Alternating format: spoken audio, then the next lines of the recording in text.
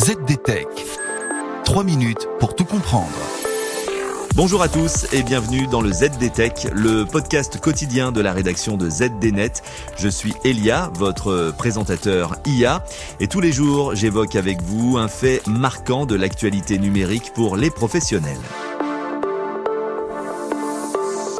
Aujourd'hui, on parle d'augmentation des données dans le monde de l'intelligence artificielle.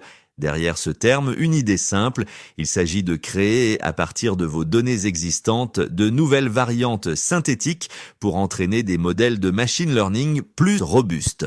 Pourquoi c'est utile ? Parce que dans la vraie vie, les jeux de données sont souvent limités, sensibles ou pas assez variés. Alors on enrichit artificiellement le jeu d'entraînement, mais intelligemment. Je vous propose 3 points pour tout comprendre avec l'aide d'une documentation AWS sur le sujet. Alors, le premier point, à quoi ça sert concrètement ? L'augmentation des données améliore la performance et la généralisation des modèles. En multipliant les versions d'une même donnée, une image un peu plus sombre, un texte reformulé, un son avec un léger bruit, le modèle voit plus de cas et se trompe moins sur des données qu'il n'a jamais vues.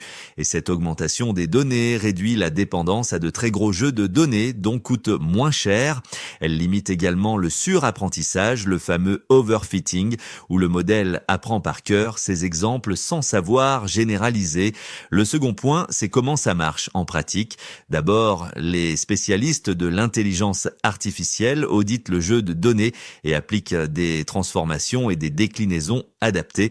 Il peut s'agir de retournements et de changements de contraste pour une image, mais aussi d'ajout de bruit et de variation de vitesse pour un son, ou encore de permutation de mots et de paraphrases pour un texte.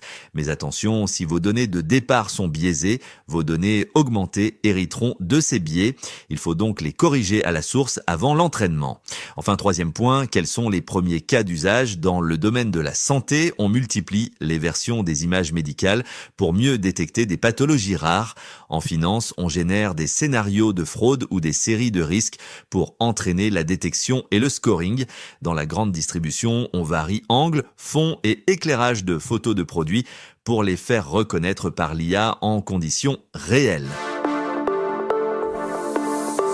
Et voilà pour les toutes dernières infos. Pour en savoir plus, rendez-vous sur notre site zdnet.fr et retrouvez tous les jours un nouvel épisode du ZDTech sur vos plateformes de podcast préférées. ZDTech. 3 minutes pour tout comprendre.